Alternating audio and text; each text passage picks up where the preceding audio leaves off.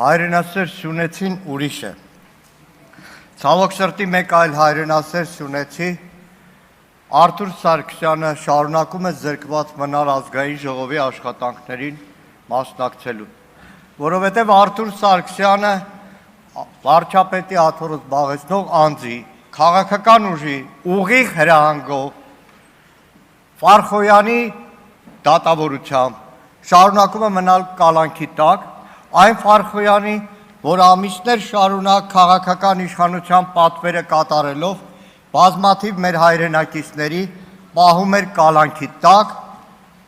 եւ երբ որ այլևս օրենքը այնքան ակնառու էր, որ չէր կարող կալանք կիրառել տնային եւ այլն միջոցներ, քաղաքացիական պայմանագիրը որոշեց, որ Ֆարխոյանը ոնց որ թե այն դատավորը չի։ Եվ իրականում այս 2-3 օրվա կառավարության ծրագրի քննարկումը գործադիրի մասին չէ։ Գործադիրի մասին չէր եւ իրականում բացահայտումն էր այս քաղաքական իշխանության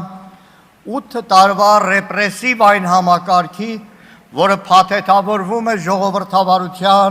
ժողովրդավարության բաստիոն, հազար ու մի տեսակ թիթիզ զանուններով,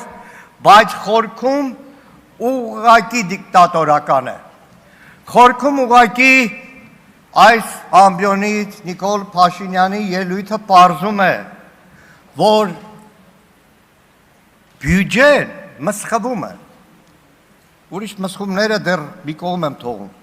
հազարավոր ոստիկաններ, քննիչներ, դատավորներ, ԱԱԾ, հազարավոր ուժայիններ անիմաստ փող են ստանում, ավելի արդար կլիներ բյուջեի օրինակ 2027 թվականի նախագծում ուժային կառույցների հետ ամբողջ գումարը ներկայացվեր Նիկոլ Փաշինյանի աշխատավարձ, որովհետև այդ բոլորի տեղը զբաղվում է Նիկոլ Փաշինյանը։ Եվ այս ամբիոնից 2 օր շարունակ դատական համակարգի դեմ տոտալ Հարգելի գործընկերներ, խնդրում եմ մի քիչ ցածր։ Դատական համակարգի դեմ այն սպառնալիքները, որ տեղում էր Նիկոլ Փաշինյանը, ուղղակի աբեկցությունից այն կողմ չի կարելի ուրիշ ձև կոչել։ Այս ամբիոնից 2 օր առաջ տեղի ունեցավ պարբերաբար կրկնված երևույթները։ Այստեղ նոր խորհրդարանի գործընկերներ, հատկապես ուժեղ Հայաստանի գործընկերներ։ Մենք այստեղ նստած էինք, Նիկոլ Փաշինյանը այստեղ էր։ Սամվել Կարապետյանի հայտնի հարցազրույցներ մեր ձևով։ Ու մեր աչքի առաջ Նիկոլ Փաշինյանը սկսեց SMS-ներ գրել։ Այն ինչ որ եղել է, մեր աչքի առաջ այստեղ Նիկոլ Փաշինյանը SMS-ները գրում էր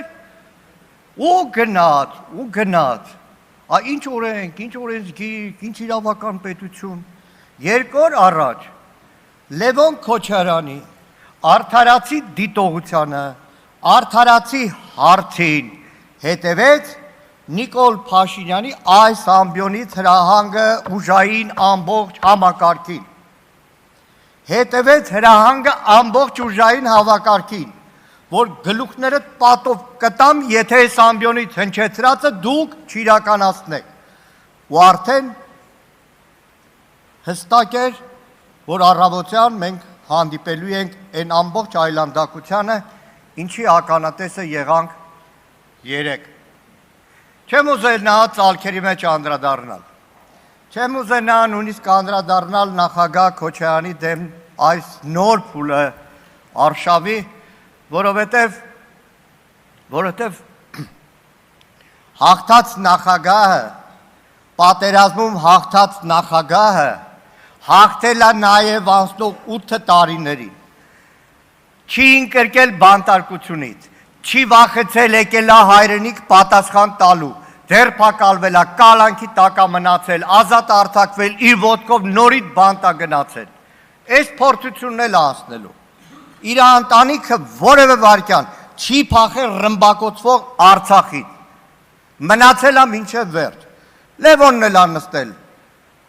Սետրակը այս փորձությունն էլ կանցնի։ Տիկին Բելան ընտանիքը այս փորձությունն էլ կանցնեն։ Բայց ես խոսելու եմ մի ահավորության մասին։ Անկեղծ ասած երեք մինչև գիշերը 3:04-ն էր դատարանի բակում էինք հակակոռուպցիոն, վերադարձել եմ չէի կարողանում քննել։ Գիտեք, իմ 57 տարվա կյանքում ես շատ բան եմ տեսել Հայաստանում։ Շատ անարդարություն եմ տեսել Հայաստանում։ Դատական համակարգի բոլոր ժամանակներում էլ այլանդակություն եմ տեսել։ Տեսել եմ ողնաշարով դատավորներ։ Այդ թվում իմ դատավորը ժամանակին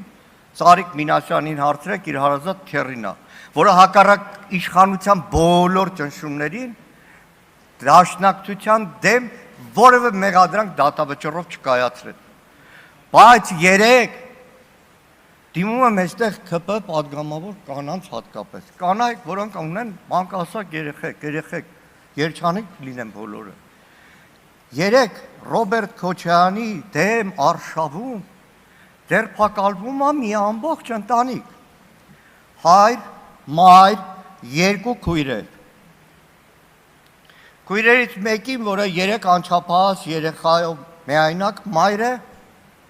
դատարանը առանց աչքը թերթելու, ես դատավորին պատկերացնում, մեկ էլ հիշում օրը Նիկոլ Փաշինյանը գոռում էր ու միանգամից որոշումը կայացնում է։ Կալանք տեսակցություններ մենակ անչափահաս երեխեքին, պատկերացնում եք կանանց գաղութ 8-9 տարեկան երեխեն մտնում է մենակով քայլում է։ Լավ, կասեք կհակադարձեք, լավ տատին կպահի։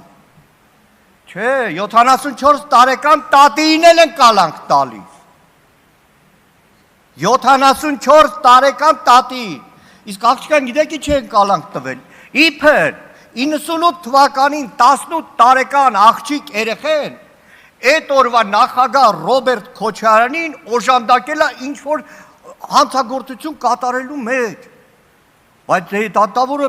խելագարությամբ միջնորդություն էլ կհաստատի, որտեղ ինքը հիշում է, որ այս ամբողջ Նիկոլ Փաշինյանը գոռում էր լրիվ վրա։ Լավ տատին էլ անստած, կասեք մյուս քույրը կպահի։ Չէ, բայց մյուս քրոջներն են անչափահաս երեխեքի մոր կալանք տվել։ Կալանք տվել։ Աստված մի արածե հեռու բոլորի տղամարդիկ լսեք, հորը տվել են տնային կալանք, պատկերացնում եք այդ մարդու վիճակը, տնային կալանք, որ նույնիսկ իրա թոռներին չի կարող այցելի, այսպիսի բան մեր երկրում, ոչ թե Հայաստանի անկախ հանրապետությունում, խորհրդային Հայաստանում չի եղել, երեք դատարանի բակում տասնյակներով ոստիկաններ կային, գեդիններն էին մտել, անկեղծ մութ էր, ռիսկով կարում էին ասել մի մանուկյան, չգրված օրենք կար, ընտանիք երկու անդամի չեն բռնում, մեր երկու աղջիկ երեք տարել են կալանքի, Տիկին Բաթոյան խոսում եք կանանց իրավունքների մասին, մի հատ ՀԿ-ի բարձրաձայնում տեսել եք ցավի սիրտ եմ ասում, որտեղ գլխատվել է 8 տարին հասարակական սեկտորը, խոսացող չկա, ինչ կանանց իրավունքներ, ինչ բռնություն, լավ էլ սրանից ենքով խելագարության սահման չկա մեր երկրում, հասկացեք քաղաքական մեծամասնություն, դուք էլ եք գերի մի մարդու ձեռքը, երկիրն է գերի, դատական համակարգն է գերի, ԱՀԾ-ն է գերի, այդ քննիչներն են գերի, որոնք ամեն նոր թողում դուրս են գալիս այդ ծառայությունից, որտեղ մարդը մի հատ գիծ ունի, որ սահման չի կարող անցնի, իրականում հանգիստ չեմ կարող խոսեմ, ժողովուրդ, այն ինչ որ երեք կատարվել է, Սետրակ Քոչարյանի 2 ամսով կալանքը բան չի, մայր, երկու քույր տարել են կալանքի,